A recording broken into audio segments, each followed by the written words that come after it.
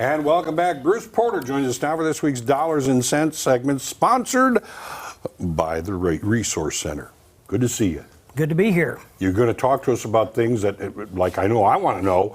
Everybody talks about IRAs. There are two. What are the difference? Kind of types. Yeah, I mean, we just finished the tax season, and, you know, we had a lot of people right at the end there try to, you know, put some money in IRAs, and depending on your situation, if you needed a deduction or not. So, you know, I think understanding both types, and we've talked about IRAs and Roth IRAs a lot, but I'm amazed at how many people that come in that really just don't understand how they work. So I thought we would cover the basics kind of today. Let's do it. So the difference, you know, between the two, because I think that's important to understand that. So when we're looking at traditional IRAs, you know, the key to a traditional IRA is you have a tax deduction for your contribution. Right. Right?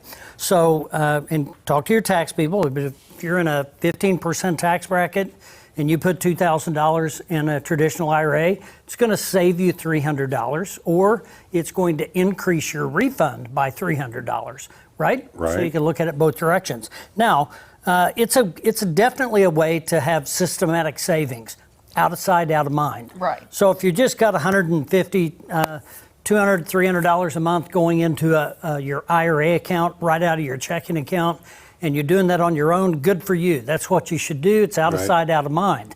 Your maximum limit under age 60 or under age 50 is $6,000.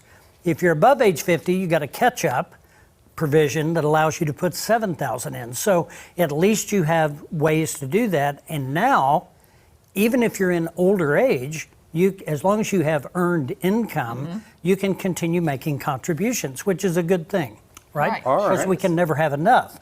Now, there's a thing called a Roth IRA. Yes. Right? No deduction at the front side.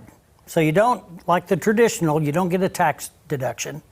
But the key to that is the principal, the growth, the future accumulated value, everything in that account is tax-free forever. Everything. To you, to me and you, Tom, when we inherit Joy's Roth IRA, right? Yeah. If she's nice to us, Yeah. everything's tax-free to your children, to your grandchildren, to anyone you want. If you're a first-time home buyer, you can reach into your IRA prior to 59 and a half, your Roth, and use that money to purchase a home. So there are lots of different flexibility options for that. But if you're a young person right now, you're listening, deductions aren't as important when you're younger. Put as much as you can systematically in a Roth IRA and build you a portfolio for the rest of your life. Let it grow, that is going to be tax-free, right? Yeah. All right. You've got two types. There's got to be pros and cons. The Ben Franklin balance sheet. Right. So the traditional IRA, you have to make a withdrawal out of that right now at age 72. So when you're approaching older age, and a lot of people don't want to take any money out, but you're forced to take a required distribution out of your traditional IRA at age 72. And talk to your tax people about the timing of that and all that. It's 100% taxable when it comes out. So if you leave it to your children, your grandchildren, it's 100% taxable to them. We used to stretch IRA inheritance out. You can't anymore unless you're an EDB. We'll get into that on another show. Okay. Eligible designated beneficiary. So if you're a spouse, you can. If you're a child, you can't. All right? So if you're a child, and Tom, let's say I'm your kid and you leave me $500,000 in your IRA, Yeah. I can't stretch it over my lifetime. I have to take distribution within 10 years. Oh. If you're old enough and you're taking an RMD, I have to continue taking the RMD and I have to take the distribution within 10 years. So I would say that would be a con to future IRA. I've told people jokingly, a bad day is when you retire with $1 million in your 401k because you've got a huge tax liability in the future. A good day is when you retire with a Roth IRA of $1 million, right?